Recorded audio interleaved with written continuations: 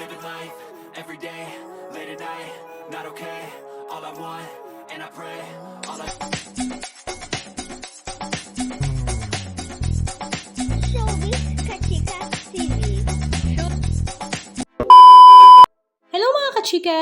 Last 2 days nga ay nagkaroon ng napakasayang Thanksgiving party ang Can't Buy Me Love teleserye ng ABS-CBN Kapamilya na dinaluhan naman ng buong cast nito na sila Donnie Pangilinan, Bel Mariano, Maurice Racal, Anthony Jennings, Kyla Estrada, Darren Espanto, Chi Pilomino, Agot Isidro, Rupa Gutierrez, Ina Raimundo, Nova Villa, Direk Roel Santiago, at marami pang iba.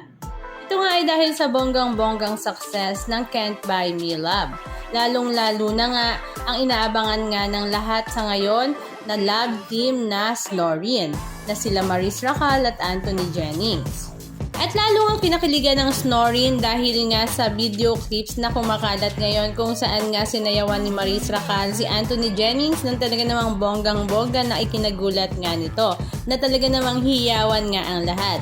Samantala kahapon naman ay umakyat papuntang Baguio sila Darren Espanto, Kyla Estrada, Don Bell para nga sa Panagbenga Festival na talaga namang dinagsa ng mga netizens. Halika at panoorin natin ang ilan sa mga video clips ganap na kanilang ibinahagi.